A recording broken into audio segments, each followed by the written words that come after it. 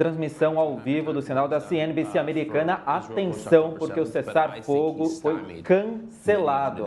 Informações ao vivo da CNBC americana. Israel diz que Hamas fez exigências de última hora e, por isso, cancelou o cessar-fogo. Apesar do Hamas estar dizendo, neste momento, que continua comprometido com um acordo. Vamos ouvir. That he was unapologetically sympathetic to Israel. And B, more importantly, quote unquote, all hell will break loose. Now, he never specified what all hell will break, but it just, the sense that someone was coming in that was going to shake things up, and you do not want to catch his wrath. It's Israel's back. Yeah, but and he loathes, truly loathes Israel's enemies, and he was ready to do so. And the fact that he left it vague, I think, I just spoke to a number of people in the Middle East. Everyone felt on edge about Trump coming in. O Hamas deixou muito vaga a posição dele e que Israel, numa posição defensiva, acabou entendendo como exigências que eles não poderiam cumprir e por isso cancelou o cessar-fogo.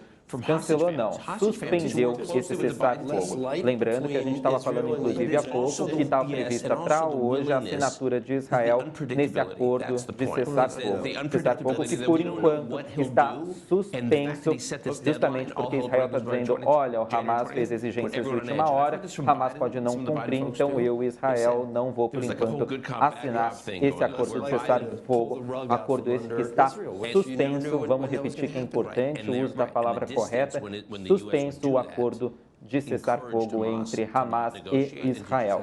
Sinal da CNBC americana, neste momento os âncoras estão falando a respeito desse assunto. Vamos ouvir.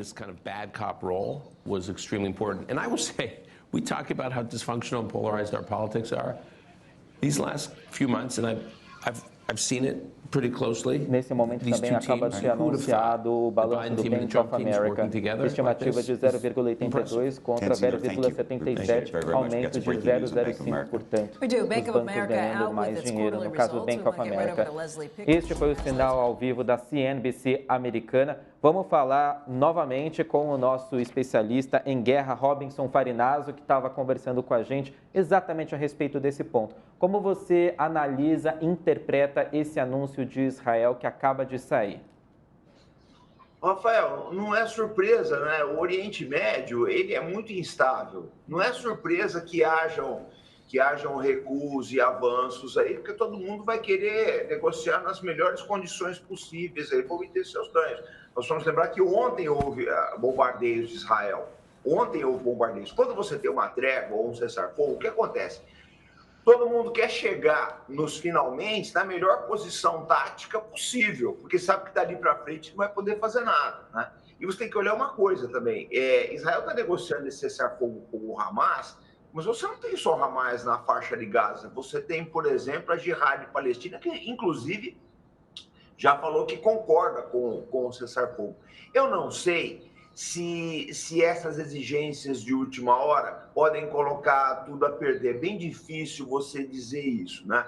Mas está dentro do quadro de instabilidade, recuos e avanços esperado no Oriente Médio. Nós temos que lembrar que existem muitas emoções envolvidas aí, existem muitos interesses, são muitos os atores que estão patrocinando esse acordo e há outros atores também que não têm interesse na consecução do mesmo. Então, a resultante é bastante complexa. Acho que você já estava trazendo vários Cs sobre a possibilidade de cessar-fogo e aí já o próprio cessar-fogo ficou em suspenso. Mas, neste momento, você estava falando da importância, quando vem o cessar-fogo, do posicionamento tático de cada um das forças naquele momento, todo mundo está preocupado em estar na melhor posição. Agora, o interesse do cessar-fogo, pensando nas duas forças, Israel e Hamas, quem teria mais interesse nesse caso, assim, considerando inclusive que as perdas maiores finais estavam sendo ali mesmo humanas, são na própria faixa de Gaza? Você acha que o acordo é mais... Quem que vai fazer o próximo movimento para tentar retomar isso? Acho que essa era a pergunta. Olha, Mariana, é difícil saber, porque há muita gente dentro de Israel que não quer cessar-fogo. Nós lutamos quase 470 dias. Perdemos muita gente, morreu muita gente. Israel também, não morreu só gente do Hamas e da população palestina. Você tem que lembrar que muitos dos reféns, que são o núcleo central de toda essa história, também morreram E aí, então, o pessoal pensar, mas e depois disso tudo, nós fizemos um cessar-fogo, depois de toda a superioridade militar de Israel? Então, é muito difícil no momento, acho que a coisa ainda está muito quente para a gente saber quem ganha e quem perde. Porque você tem que olhar uma coisa nessa história toda, né? Que é importante. O Netanyahu prometeu acabar com o Hamas, ele disse isso diversas vezes. Se o cessar-fogo efetivamente sair, ele não conseguiu acabar com o Hamas. Você não faz um cessar-fogo com quem você já disse que acabou. Então é muito difícil a gente precisar isso. Eu acredito o seguinte, na minha opinião, se tem um ganhador nessa história toda, eu acho que são as sociedades de ambos os lados que podem ter esperança de uma vida normal, porque a vida em Israel também está difícil, você tem refugiados internos, você tem as famílias que lamentam os reféns que estão fora de casa há quase 2 anos. Então, eu acho que quem ganha é quem quer a paz, né? Como a gente diz do interior, é melhor um mau acordo que uma boa demanda. Exatamente. Acho que o maior interessado na linha da pergunta seria a sociedade como um todo. Acho que nós, inclusive, que valorizamos aí, né, a vida e a busca por acordos mais humanitários, também temos que valorizar isso.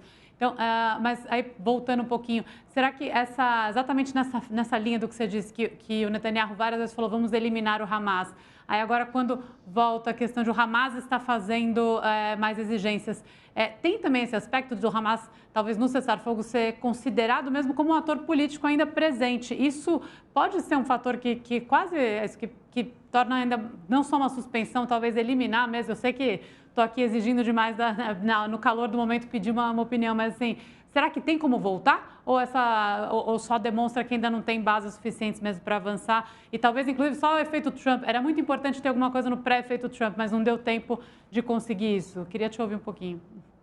Você quer saber o seguinte, se você acha que o acordo tem condições de prosperar, não obstante os obstáculos de hoje? Isso. Eu acredito que sim, Mariana, porque não tem muita saída, né? As pessoas de Israel querem retornar à vida normal. Você tem que olhar o seguinte, Israel é um país cuja economia é muito ancorada no turismo, né? Quem é que vai fazer turismo em Israel hoje? É difícil, é temeroso, né? Então, você pega o sujeito que ele tem uma barraquinha de frutas ali em Jerusalém, uma lojinha de souvenir, quer que seja. Essa pessoa está numa condição de pré-falência, né? E essas pressões da sociedade, elas efetivamente existem, né? Eu acho que, se não sair agora, a possibilidade de um governo Trump conseguir é muito grande. Você tem casos anteriores, né, nos Estados Unidos. Você tem casos anteriores. Olha, eu vou te citar 2 casos. No governo Carter, na passagem por Reagan, o problema da negociação dos reféns americanos na embaixada inteira, e na Guerra do Vietnã mesmo, em 68, quando as eleições do Nixon, quando ele assume depois e acaba conseguindo uma retirada americana da guerra. Então, eu acho o seguinte, mesmo que agora hajam vamos dizer, esses eventos inesperados, eu acho que a administração Trump vai fazer de tudo para obter um cessar-fogo, que é o grande legado dele. Se o Trump conseguir um cessar-fogo em Gaza e algum tipo de paz na Ucrânia, né, já começa o governo dele com um ganho enorme, já se torna um governo histórico, né? Eu acredito que e outra, você não pode esquecer nunca isso. Uma administração presidencial americana que ela entra com muita força, ela tem a própria trégua da imprensa, as expectativas da sociedade. Então, eu acredito que, assim, semana que vem, se esse acordo não sair agora, semana que vem o governo volta à carga, e o governo Trump deve voltar à carga com isso. E rapidamente, para além das questões políticas, né, também existem pressões econômicas, falando especialmente sobre o barril do petróleo cotado a mais de $80. Isso também, querendo ou não, ajuda para que neste momento a gente chegue a esse possível acordo, por enquanto suspenso, mas que tem tudo para seguir adiante, né? Eu acredito que os fatores econômicos, eles são muito importantes nessa história toda, né? Mas você tem que olhar, eu volto a dizer, né? O centro de gravidade de tudo é a posse do Trump semana que vem. Porque uma boa parte da administração Trump é muito favorável a Israel, é muito favorável. Então, talvez para o Hamas seja o melhor, não obstante essas ingerências que eles estão fazendo, seja o melhor momento para negociar. Eles talvez pensem, olha, a gente não vai conseguir condições tão boas com o Trump efetivamente no governo, porque a maior parte da administração dele é extremamente pró-Israel. Então, seria um bom momento para o Hamas. Eu não sei se eles vão conseguir ter essa percepção, mas talvez esse acordo, Rafael, seja a melhor chance que existe para a região. Não sei se vai aparecer outra oportunidade melhor, não. Maravilha, este foi Robinson Farinazzo, especialista em guerra. Muito obrigado pela sua presença mais uma vez, pelos esclarecimentos e participação, viu? Grande abraço para você.